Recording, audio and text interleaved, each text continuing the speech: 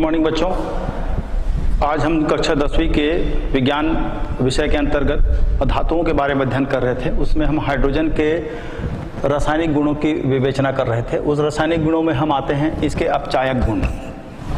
कौन कौन से अपचायक गुण हैं, अर्थात हाइड्रोजन किन धातुओं के, किन यौगिकों के धातु के रूप में ये अलग करते हैं, उसको देख लेते हैं।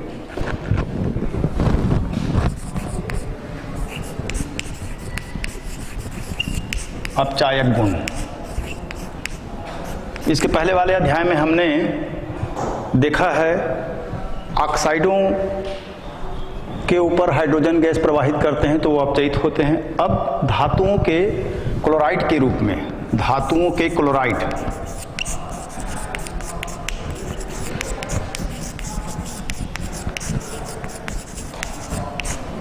के साथ क्रिया,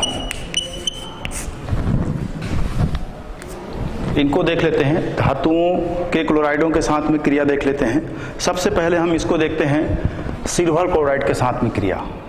AgCl plus H2 it is equal to, ये क्या बनता है उसको देख लेते हैं। सिल्वर क्लोराइड है AgCl, उनके साथ में क्रिया करते हैं तो इसमें Ag बाहर निकल जाता है, सिल्वर अलग निकल जाता है, Ag ये बाहर निकल जाता है और HCl ये निकल जाता है।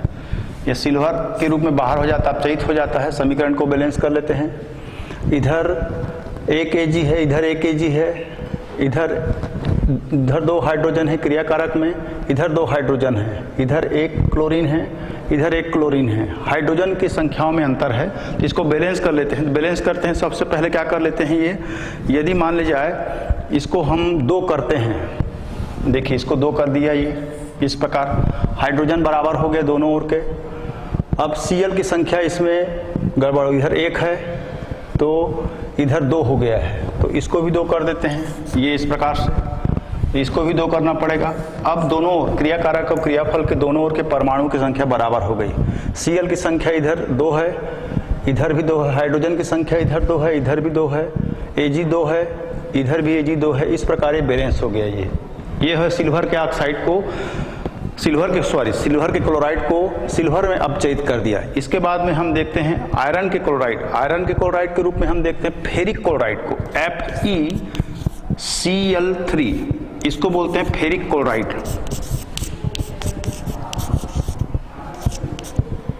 फेरिक क्लोराइड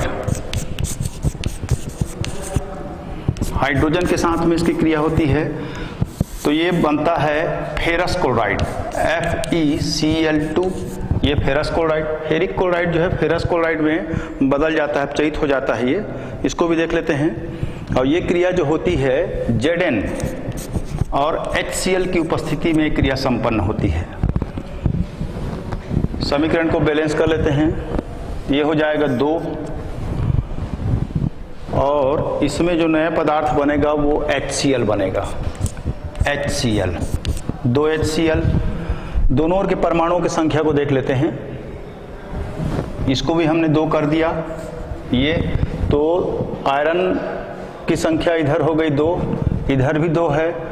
क्लोरीन की संख्या हो जाएगी 3 दूने 6 और ये 2 दूने 4 और 2 6। हाइड्रोजन 2 इधर भी है, इधर भी है, इस प्रकार ये बराबर हो गए। यानी फेरिक क्लोराइड जो है FeCl3, यहाँ पर आयरन की संयोजकता 3 है।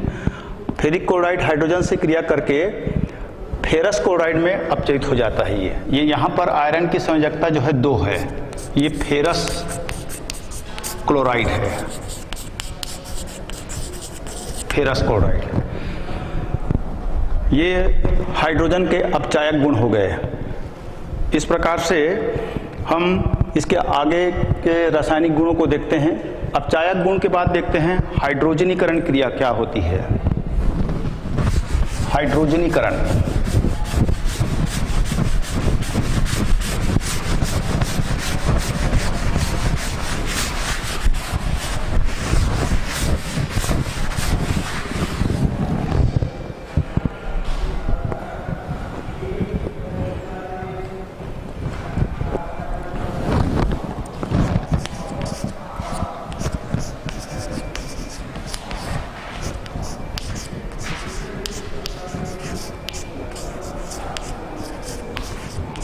हाइड्रोजनीकरण।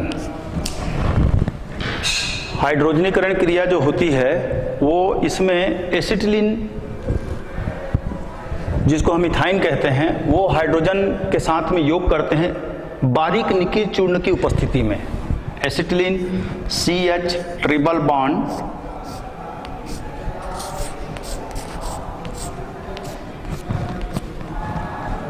ये हाइड्रोजन से योग करेंगे निकिल चूर्ण की उपस्थिति में, निकिल चूर्ण की उपस्थिति में, तो ये हाइड्रोजन परमाणु दोनों जुड़ जाएंगे। जुड़ने के पश्चात में देखिएगा ये एसिटिलीन है, एसिटिलीन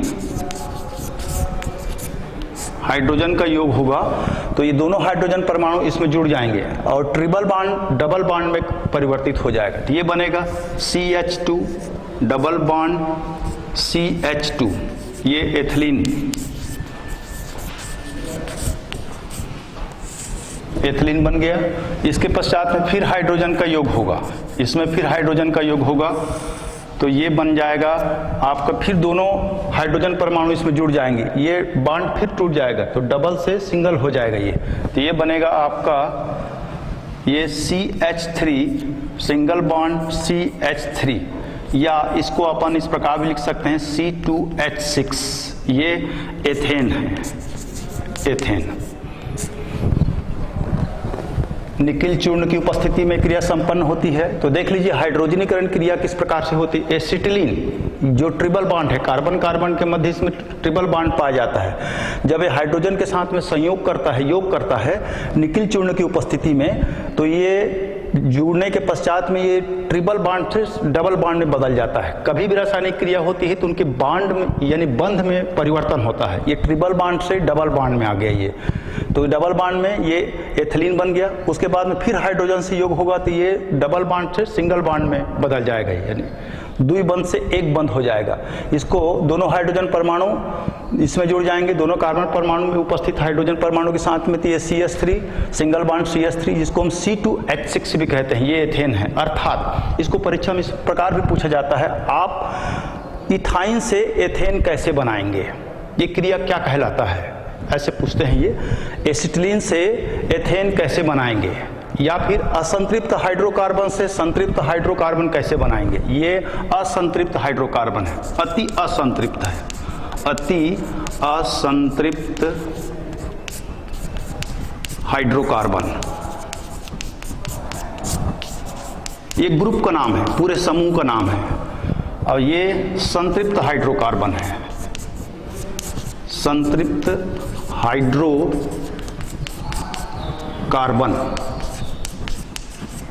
इसको पैराफिन भी कहते हैं, इसको ये पूरे ग्रुप को पैराफिन भी कहते हैं ये।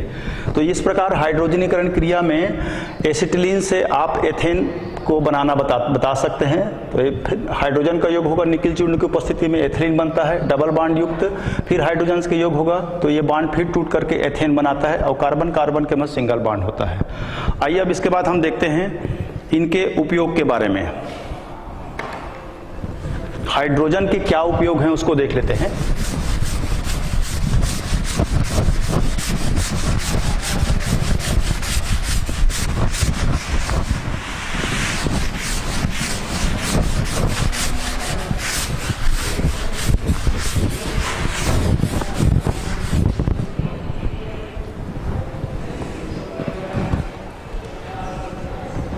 हाइड्रोजन के उपयोग,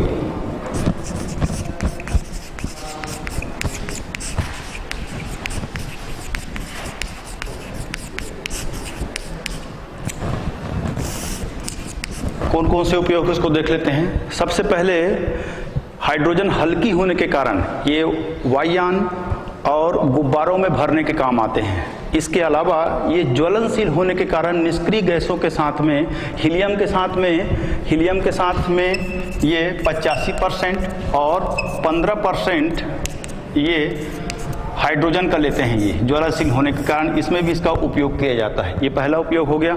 इसका दूसरा उपयोग ये है कि ये बहुत से अपचायक पदार्थों के रूप में काम आता है। बहुत से कार्बनिक यौगिक जैसे एल्कोहल है और हाइड्रोक्लोरिक अम्ल है, अमोनिया है, ये बनाने के उपयोग में इसका किया जाता है।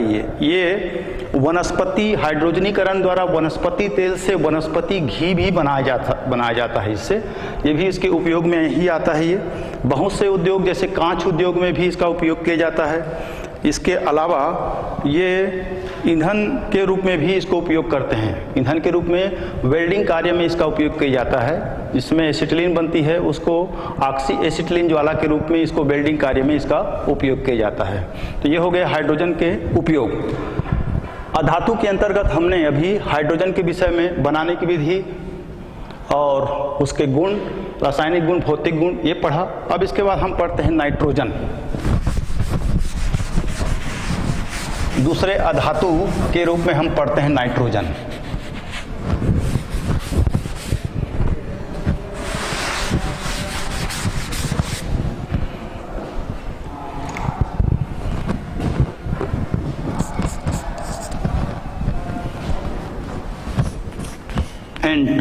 नाइट्रोजन, सबसे पहले इनका परिचय देख लेते हैं। नाइट्रोजन का परिचय किस प्रकार है उसको देख लेते हैं। इनका संकेत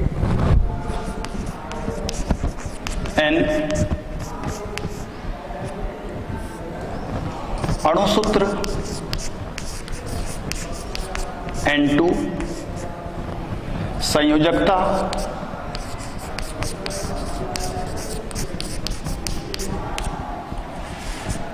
तीन व 5, इनके संयोजकता, दो संयोजकता होते हैं, परिवर्ती संयोजकता बनाते हैं ये, यानी संयोजकताएं बदलती रहती हैं। इनके संयोजकता 3 और 5 दोनों होते हैं। 3 एवं 5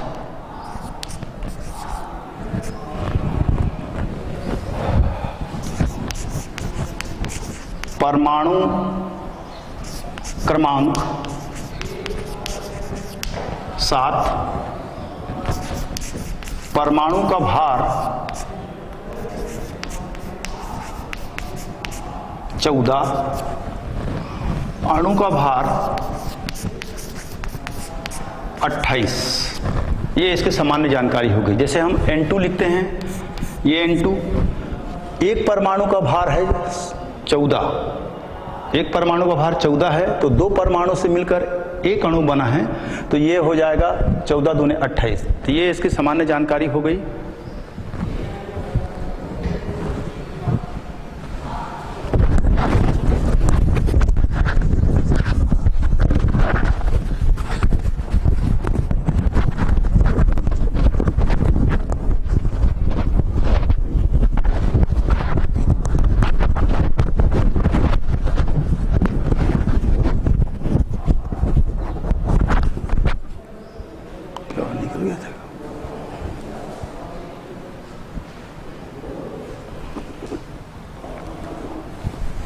हाँ, तो बच्चों हम ये देख रहे थे, नाइट्रोजन की सामान्य जानकारी देख रहे थे। इसके अंतर्गत इनके परमाणु भार कितने हैं, अणु भार कितने हैं और इनका संकेत क्या है, इनकी संयोजकता क्या है, ये देख रहे थे। आइए इसके बाद हम देख लेते हैं इनकी अणु संरचना। अणु की संरचना किस प्रकार एक अणु बनता है। नाइट्रोजन का एक अणु, जैसे ये 92 लिखा हुआ है, ये कैसे बनता है। पहले इनके परमाणु संरचना को देख लेते हैं। परमाणु संरचना को जानने के लिए हमको इनके परमाणु क्रमांक के हिसाब से या अनुसार उनके इलेक्ट्रॉनों की व्यवस्था देखते हैं। तो ये हो जाएगा 1s1, 1s2, 2s2 और 2p3। ये 3 2 5 2 7, ये इस प्रकार से होगा। इसी के हिसाब से इनका वितरण होगा। ये इलेक्ट्रॉनों का वितरण हुआ है। ये परमाणु क्रमांक, कोई भी परमाणु के क्रमांक के अनुसार उनकी इलेक्ट्रॉनों की व्यवस्था वितरण के रूप में होती है। तो इसमें 3 2 5 2 7, तो ये परमाणु संरचना, परमाणु की संरचना कैसे होगी उसको देखना है।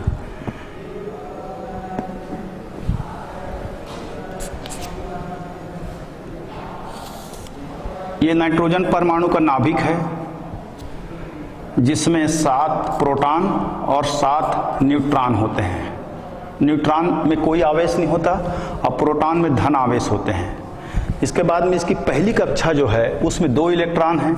ये इस प्रकार से इसकी 2 इलेक्ट्रॉन होगी, 1 इलेक्ट्रॉन, ये 2 इलेक्ट्रॉन। इसकी जो दूसरी कक्षा और अंतिम कक्षा है उसमें 5 इलेक्ट्रॉन होगी। ये इस प्रकार होगी।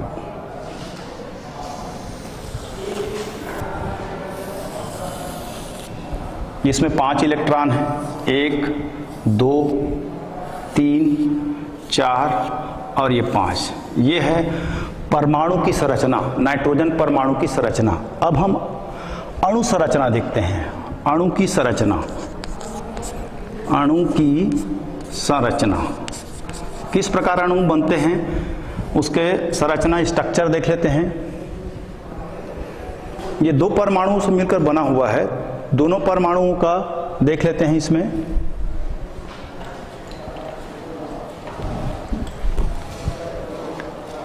ये एक परमाणु का नाभिक हो गया,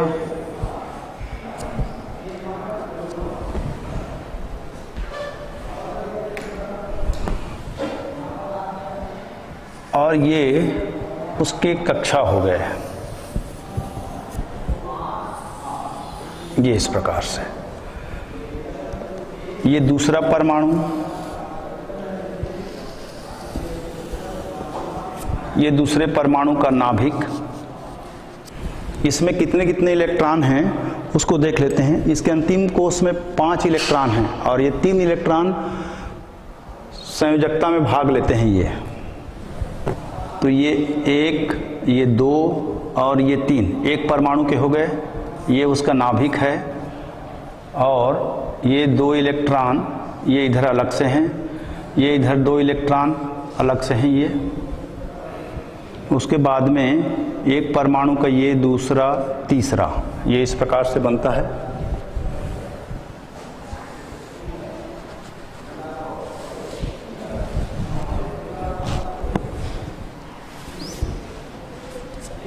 ये उनके इलेक्ट्रॉन हैं, तो ये इनके साथ में बंध बनाएगा, ये इनके साथ में बंध बनाएगा, ये इनके साथ में बंध बनाएगा। यानी दोनों परमाणु के अंतिम कोष में 3 अयुग्मित इलेक्ट्रॉन हैं। ये 3 अयुग्मित इलेक्ट्रॉन दोनों परमाणु को जुड़ करके जोड़ी बनाएंगे, पेयर बनाएंगे।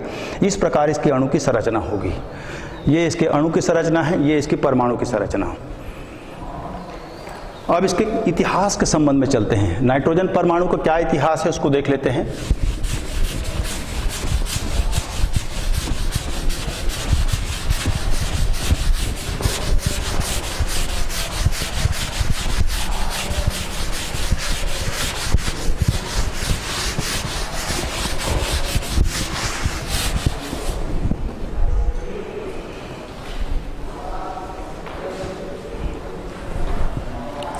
इतिहास, नाइट्रोजन का इतिहास। सर्वप्रथम डेनियल रदरफोर्ड ने नाइट्रोजन गैस का आविष्कार किया, खोज किया डेनियल रदरफोर्ड ने। और डेनियल रदरफोर्ड ने सबसे पहली बार गैस को बनाया और उन्होंने इसका नाम अप्राण वायु रखा। अप्राण वायु, ये इसका डेनियल रदरफोर्ड ने इसका नाम रखा, अप्राण वायु, नाइट्रोजन को। उसके पश्चात में इसके गुणों की खोज लेवाजियो नामक वैज्ञानिक ने किया। नाइट्रोजन के कौन कौन से गुण होते हैं उन्होंने लेवाजियो नामक वैज्ञानिक ने खोजा और उसका उन्होंने नाम रखा, उसको नाम दिया एजोट। एजोट का मतलब होता है जीवन रहित, जीवन रहित। ये उसके बाद के वैज्ञानिक हैं चेपल। चेपल ने इसके और जो गुण हैं उनको देखा और देखने के पश्चात उन्होंने इसको नाइट्रोजन का नाम दिया, क्योंकि इसको नाइटर से सबसे पहली बार प्राप्त किया गया, इसलिए उसका नाम चेपल नामक वैज्ञानिक ने इसका नाम नाइट्रोजन रखा। आइए अब इसके जो उपलब्धता है पृथ्वी पर उसको देख लेते हैं। पृथ्वी पर कितना पाया जाता है उसको देख लेते हैं। उपलब्धता में वायुमंडल में ये आयतन के रूप में 79% पाए जाते हैं। वायुमंडल में आयतन के रूप में, वायुमंडल में आयतन के रूप में 79% पाए जाते हैं और भार के रूप में, भारात्मक के रूप में 77% पाए जाते हैं। बहुत अधिक मात्रा में पाए जाते हैं ये। और उसके अलावा इनकी उपस्थिति जो है वो संयुक्त अवस्था में जंतुओं में भी पाया जाता है, ये पेड़ पौधे और जंतुओं में भी पाया जाता है ये। और इसके अलावा इनके बहुत से लवणों में भी इनकी उपस्थिति पाई जाती है। और ये जो होते हैं वो प्रोटीन के रूप में पाया जाता है, प्रोटीन के रूप में भी पाया जाता है, खाद्य पदार्थों के रूप में भी पाया जाता है। तो ये है नाइट्रोजन की उपलब्धता। नाइट्रोजन कहाँ पर कितने % पाया जाता है, ये उनकी उपलब्धता है।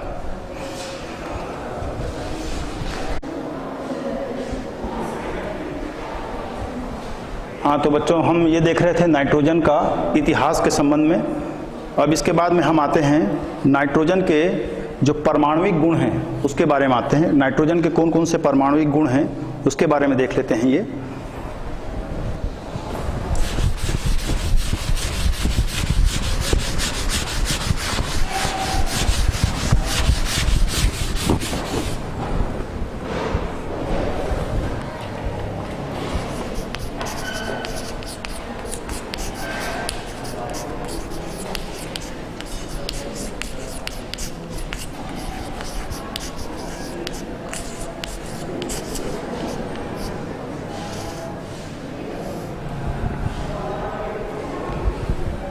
नाइट्रोजन के परमाणुविक गुण।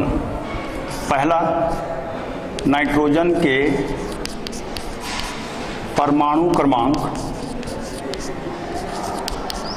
7 है।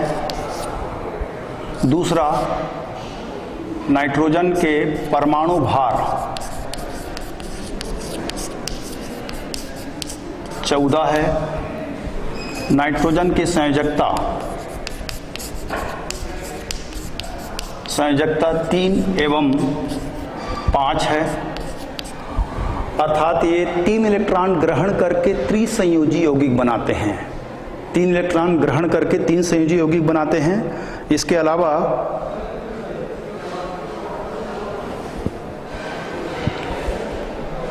नाइट्रोजन के प्रबल ऑक्सी अम्ल HNO3 हैं। नाइट्रोजन के प्रबल ऑक्सी अम्ल, प्रबल अम्ल HNO3 हैं, ये ऑक्सी अम्ल भी कहलाते हैं। तो ये हो गया नाइट्रोजन के परमाणुविक गुण। इसके बाद में आते हैं हम नाइट्रोजन को प्रयोगशाला में कैसे बनाते हैं, ये आ जाते हैं।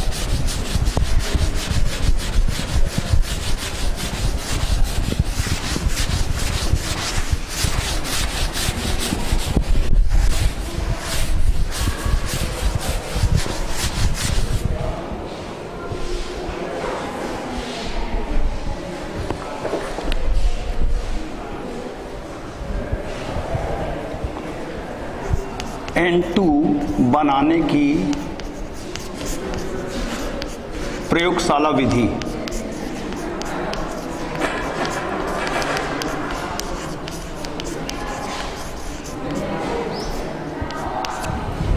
नाइट्रोजन को प्रयोगशाला में अमोनियम क्लोराइड और सोडियम नाइट्राइट की क्रिया के द्वारा बनाया जाता है। अमोनियम क्लोराइड जिसको नौसादर भी कहते हैं, अमोनियम क्लोराइड और सोडियम नाइट्राइट की क्रिया से बनाया जाता है।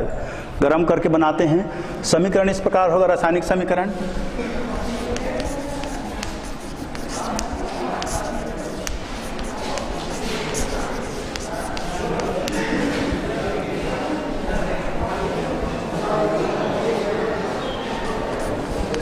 NH4Cl, इसको नौसादर कहते हैं, नौसादर, और इसको अमोनियम क्लोराइड भी कहते हैं, अमोनियम क्लोराइड।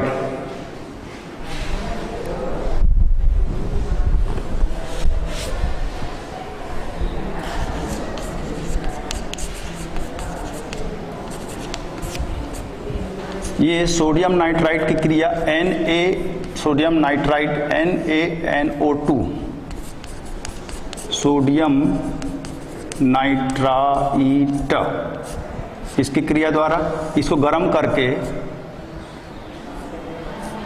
नाइट्रोजन गैस बनाते हैं। तो सबसे पहले क्या बनता है, NH4 NO2 अमोनियम नाइट्राइट और NaCl, ये प्राप्त होता है। फिर अमोनियम, ये नाइट्राइट है, इस इसका फिर विघटन होता है अमोनियम नाइट्राइट। अमोनियम नाइट्राइट का फिर से विघटन होता है, तो ये बनता है आपका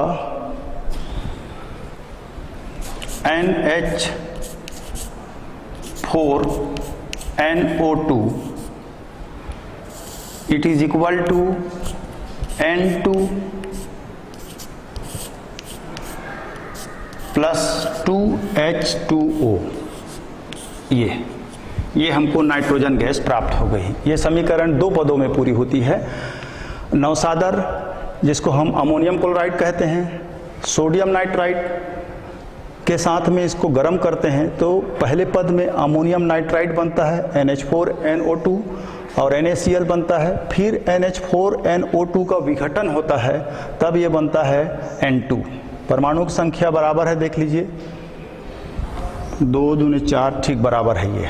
अब इसको प्रयोगशाला में एक निश्चित उपकरण के द्वारा बनाया जाता है। इसमें कैसे बनाते हैं उसको देख लेते हैं। एक गोल पेंदे वाले फ्लास्क लेते हैं,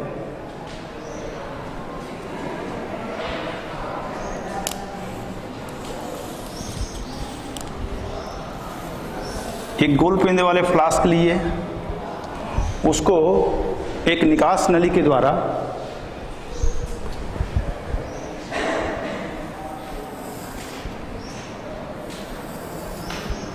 अब इस गोल पेंदे में हमने क्या क्या पदार्थ को ले लिया है। इसमें हमने लिया है NH4Cl प्लस सोडियम नाइट्राइट और धन पानी, ये लिया हमने। अब इसके निकास नली को एक द्रोणिका से जोड़ देते हैं।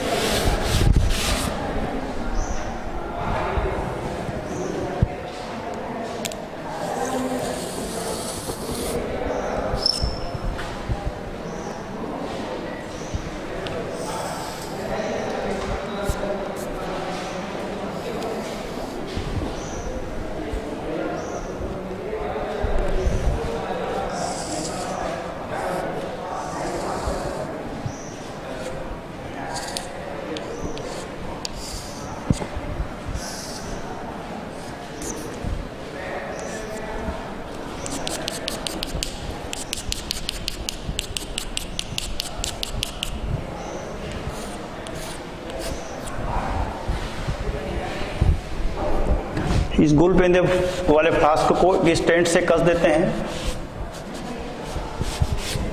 और स्टैंड में एक जाली लगा देते हैं।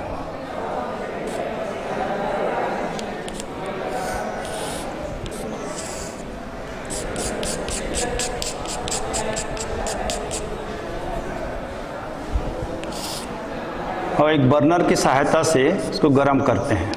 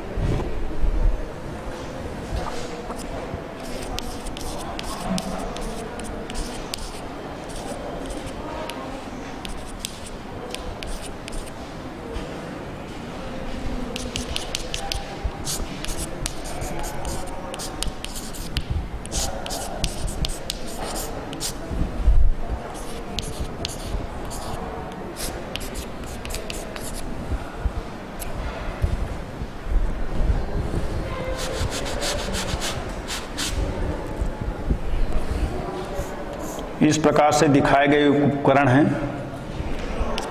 यहाँ पर इस गोल पेंदे वाले फ्लास्क में हम क्या क्या चीज़ लेते हैं उसको लिख देते हैं।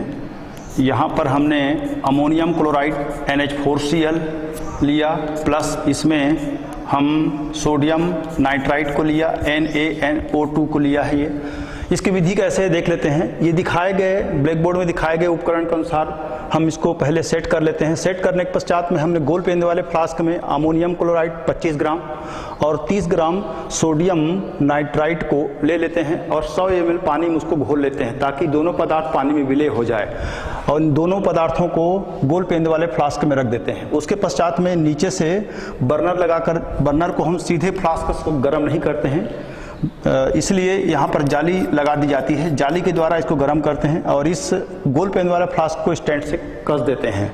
बर्नर से जैसे ही हम गोल पेंदे वाले फ्लास्क को गर्म करना शुरू करते हैं तो इसमें गोल पेंदे में उपस्थित जो यौगिक है यानी अमोनियम क्लोराइड और सोडियम नाइट्राइट, ये दोनों क्रिया करते हैं। क्रिया करने के पश्चात में नाइट्रोजन गैस निकलने लगती है जिसको पानी के अधोमुखी विस्थापन से कलेक्ट कर लिया जाता है। तो ये है नाइट्रोजन बनाने की प्रयोगशाला विधि, और इस विधि के द्वारा हम इसको लेबोरेटरी में बना सकते हैं। अब आइए हम नाइट्रोजन के भौतिक गुणों के बारे में देख लेते हैं। अभी आपने नाइट्रोजन बनाने की प्रयोगशाला विधि को देखा, आइए अब इसके भौतिक गुणों को देखते हैं। कौन कौन से भौतिक गुण हैं उसको देख लेते हैं।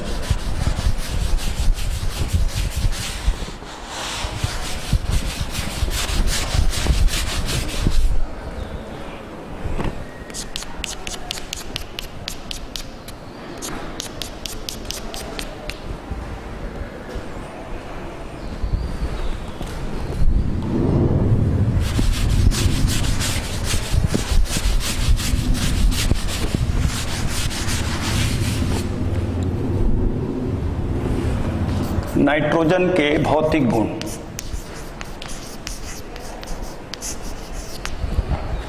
कौन कौन से भौतिक गुण हैं उसको देख लेते हैं। नाइट्रोजन रंगहीन गंधहीन पारदर्शक गैस है। रंगहीन गंधहीन पारदर्शक गैस है। ये जल में अल्प विलेय है। ये न स्वयं जलती है न जलने में सहायक होती है। ये वायु से हल्की होती है। ये वायु से हल्की होती है और अत्यधिक दाब और कम ताप पर नाइट्रोजन गैस को द्रव नाइट्रोजन में बदला जा सकता है, और ये बहुत से यौगिकों को बनाने के काम में इसको लाया जाता है। ये इनके भौतिक गुण हैं प्रमुख। अब आते हैं हम इसके रासायनिक गुणों के बारे में। कौन कौन से रासायनिक गुण हैं, अर्थात नाइट्रोजन अधातु के रूप में कौन कौन से पदार्थों से किस प्रकार क्रिया करते हैं और कौन से यौगिक बनाते हैं उसको देख लेते हैं।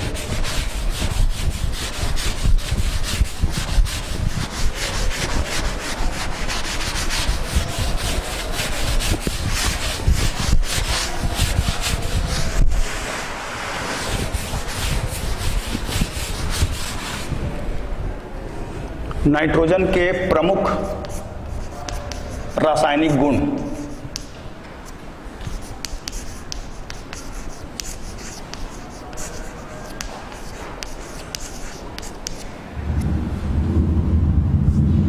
कौन कौन से रासायनिक गुण हैं उसको सबसे पहले देख लेते हैं। इसमें सबसे पहले इनका जलना नंबर 1, न स्वयं जलती है न जलने में सहायक होती है। इनके दूसरा गुण में देखते हैं जलने के बाद में जलना। जलना में बता सकते हो आप, ये न स्वयं जलती है न जलने में सहायक होती है। और उसके बाद दूसरा गुण है ऑक्सीजन से क्रिया का, ऑक्सीजन के साथ क्रिया। नाइट्रोजन ऑक्सीजन के साथ क्रिया करके विद्युत स्पार्क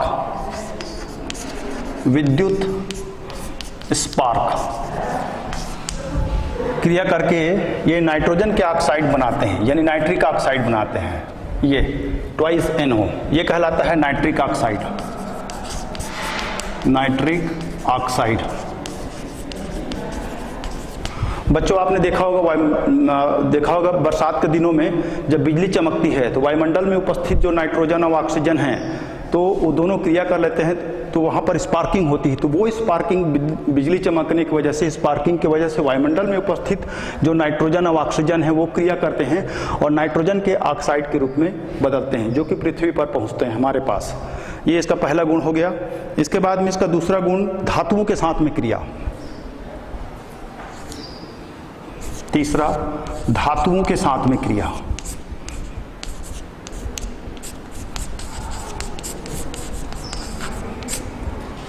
धातुओं के साथ में क्रिया, इसमें मैग्नीशियम के साथ में क्रिया पहले देख लेते हैं। मैग्नीशियम के साथ में क्रिया करके ये क्या बनाते हैं उसको देख लेते हैं। ये मैग्नीशियम के साथ नाइट्रोजन क्रिया करके मैग्नीशियम नाइट्राइड बनाते हैं। ये Mg+N2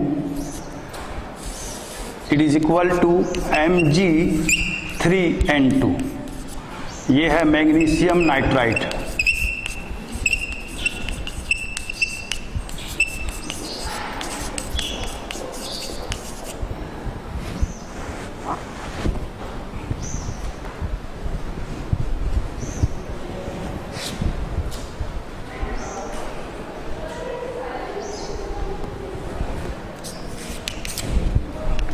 एल्युमिनियम के साथ भी देख लेते हैं दूसरा गुण इसको, Al समीकरण संतुलित कर लेते हैं।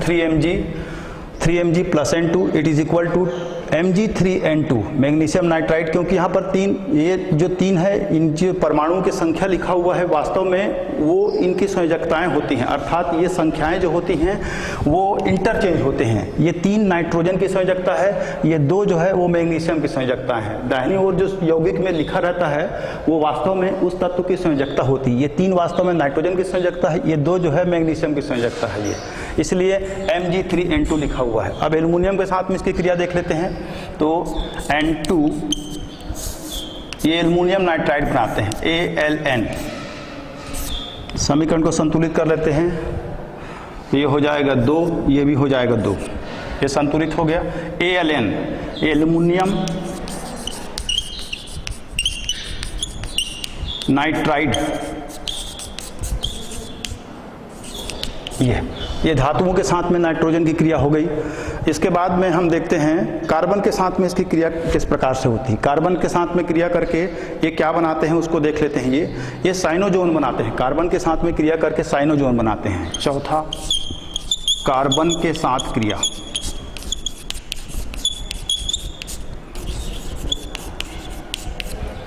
C+N2 it is equal to C2N2।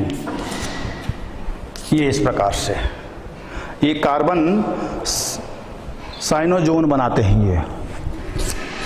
ये कार्बन साइनोजोन,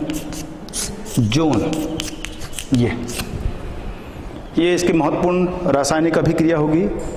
इसको कार्बन साइनोजोन ना करके साइनोजोन ही कह सकते हो आप। ये साइनोजोन है, ये साइनोजोन बनाता है कार्बन के साथ में क्रिया करके। 2C+N2 it is equal to C2N2। C2N2 cyanogen है ये। तो ये हो गया इसके महत्वपूर्ण रासायनिक अभिक्रियाएं नाइट्रोजन के। आइए इसका उपयोग देखते हैं, क्या क्या उपयोग हैं इसको देख लेते हैं। सर्वप्रथम नाइट्रोजन के उपयोग।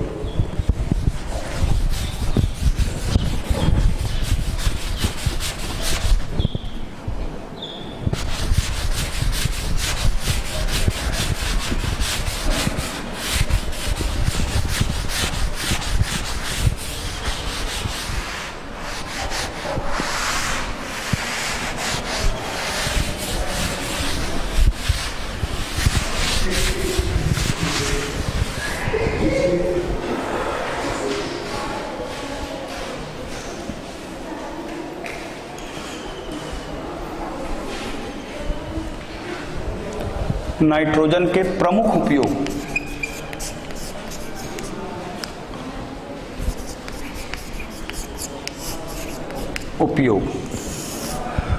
नाइट्रोजन के प्रमुख उपयोग में सबसे पहला उपयोग कृत्रिम श्वसन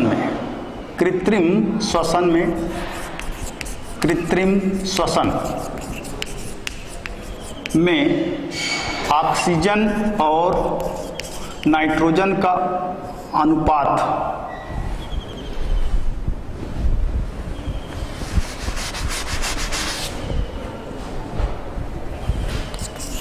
कृत्रिम श्वसन में